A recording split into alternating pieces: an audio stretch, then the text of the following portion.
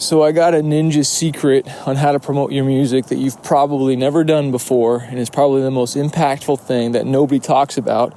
The reason nobody talks about it is because, and this is going to sound really ignorant, it's because all these marketing teachers out there that teach you music, music marketing teachers, they're not marketing their music like I am. They're not testing stuff like I am.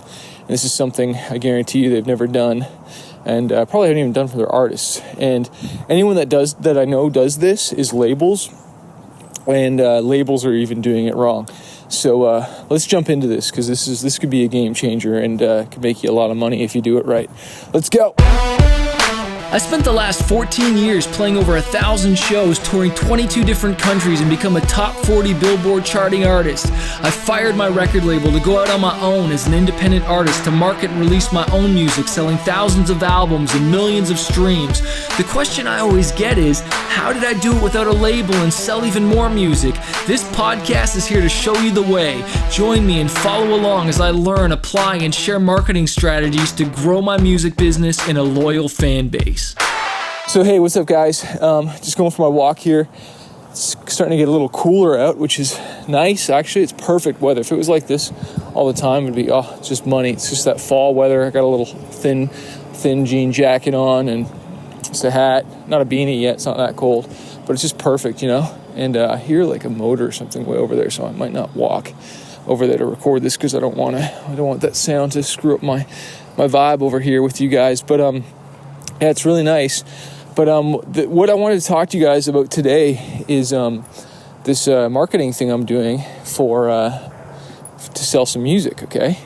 And what I'm doing is I'm trying to get rid of the last few thousand CDs I have, and I also want to make money on it. And obviously I'm all about Facebook ads, but I got something even better that I want to share with you, and that's buying somebody's email list, okay? And I'm not going to go into the full strategy. That's for my fan base university members, but you want to listen to this, okay?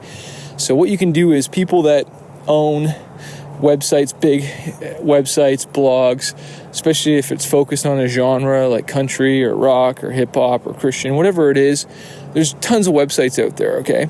And some of them have massive email lists. And what happens is a lot of, I know labels do this. They'll buy the list. They'll do a promotion. Okay, and but the funny thing is a lot of these labels and even artists do it wrong, because all they care about is, you know, getting featured on the website, and the last thing they care about or focus on is the email. And I just bought an email for over 100,000 emails. Okay, and so they're going to basically send out an email promoting my stuff. Now, the way the labels do it, they do it completely wrong, and they don't even ask for metrics. They don't even ask what the open rates are, the click-through rates are. And I can't tell you how important that is. And that might sound geeky to you, but it's freaking important when it comes to you getting some ROI. Some of you artists always cry to me, oh, what's the ROI? What's the ROI? And that's the ROI. That's how I figure it out, is what are the open rates before I buy this list? What are the click-through rates? Because say it's 100,000 people, right? If the open rates, which are typically probably anywhere from 8 to 12%, let's just say 10%. So out of the 100,000 people, only 10% open it. Okay, 10% open it. So that means they'll read it. So whatever it is you're sending them, they'll see it. Okay, so 10,000 people are going to see it out of that 100,000. But what's really important is what's the click-through rate? Like, how many people are clicking on what it is you're trying to sell? Okay, and that's really important. So say it's 5%. Okay, say 5%, which is probably high if it's open 10%, but say 5% click on it of 100,000. So that takes us down to 5,000 people clicking on it. So you have 5,000 potential buyers.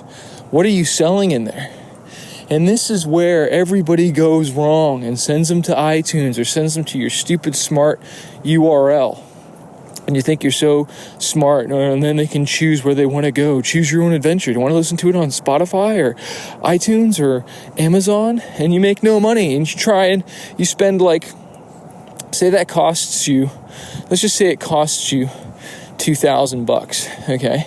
Or $1,000. Let's just say $1,000. $1,000 for 100,000 emails, which would be a really sweet deal, by the way. That would be pretty good price. So out of that for that, and we know that 5,000 click on it. We know out of the 5,000 that click on it, I guarantee you, I'm just going to throw a number out here, maybe 20% are actually going to listen to it. So what's 20% of 5,000? I don't know. But let me just say, the chances of you making your money back, sending people to iTunes just to listen or buy your music and just send them to, Spotify or whatever, are nil, are zero. The way I'm going to do this, where I just did, and I just paid to buy a massive email list, I'm going to be out of pocket a couple thousand, whatever it's going to be. I'm not telling you everything because it's personal. It's only for my Fanbase University members. I'm going to be sharing the actual numbers. But I'm hoping to make, out of a couple $1,000 spend, I'm hoping to make back over 20,000. Okay? That's because I know what I'm doing. I know what I'm selling. All right? And what I do is basically a free plus shipping offer. Okay? Now, I'm not going to tell you all the numbers and how it breaks down and everything like that. But the point is, you need to start thinking bigger, and you got to stop doing what everybody else is doing. Just because labels or whatever are doing it, you think, oh, that's a smart thing, when you don't realize they are just burning and wasting money. I talk to some of these people, and I start asking questions. They're like, dang, you sound like you know what you're doing. And I'm like, yeah, I do. I need to know my numbers before I spend, before I can commit to something. I need to work this thing out because it's my money. You guys got to understand, with labels and stuff like that, they're technically spending your money. It's your records that are selling, and they know that, you got to recoup everything. So they'll try all kinds of stuff and not give a crap. And what's funny is, I find out is that a lot of places, labels and different people that promote this way, they don't even ask for the numbers afterwards. They don't go, hey, well, what were the results? They just spend it. It's just like, okay, let's just do it, and they don't even bother to check the numbers later on. And guys, I'm not a numbers head. I'm really not. I'm not like a super numbers guy, but I forced myself to be, just because at the end of the day, I want my music to be heard. Do you want your music to be heard? And I have this conversation with my wife, and she sometimes gets upset at me, and it's not because I'm scared or fear, but I'm just I'm working on this new record, and I love it. I love it so much, and you're probably working on a record right now or a song that you like, but guys, I really, really like this new album I'm working on. I really, really love the songs more than, other ones for sure, and I just want it to get heard. I want people to hear it. I didn't make it just for it to stay in my studio, and so it's forced me to learn how to market and build a fan base and continue to take risks at marketing my music. And I just beg you and I implore you to keep taking risks, even if you've gotten hurt, even if you've gotten burned or it hasn't worked out right. You gotta keep pushing. You gotta keep trying stuff, or else what are you doing? Don't fool yourself that just making the music is enough, because it's not. I wish it was, but it's not. And that's, of course, why I always implore you to join Fanbase University and come let me, show you anything that I've learned and what I'm doing, and you can implement it for you and jump and be a part of this movement that's going on of independent artists that, are marketing their music. But, just keep doing something. I don't even really care if you join us or not. But the point is, I just want you to be encouraged that I have the same doubts, insecurities as you do. Is just you just believe in this song and you want it heard. I'm trying to promote a song right now, and I'm emailing people, and some people are giving me a response. I'm trying to hit them up ahead of time and just get it out there. And I'm trying to, email my biggest contacts and the people that have the biggest lists and the biggest, what's the word I'm looking for. They just have the biggest impact, influence, the biggest following that if they post about it or share about it, it's going to have a big impact. Whoever's got the most friends, basically, that's what I'm trying to do. So, because I don't want to waste my time, and I want to leverage my time. I don't want to go after the small fish. I want to do big swings. So, but I'll tell you this though. If there's a certain song that you are trying to promote and you're just starting to get out there, don't neglect or forsake your small lists and friends and family and stuff and asking them to share it and stuff. Now, you can't be doing that every time. And it's funny, I've released so many songs, but this one song that I'm about to release because it's talking about abortion, and it's a sensitive topic, and it's something that I really believe in, and it's pro-life, I'm specifically reaching out to certain people. And some of my friends, I don't even know what they stand on, but either way, I wanted them to hear the song. Like I said to one dude, I was like, dude, I don't even know what your stance is, but I just wanted you to hear the song because I'm really passionate about it.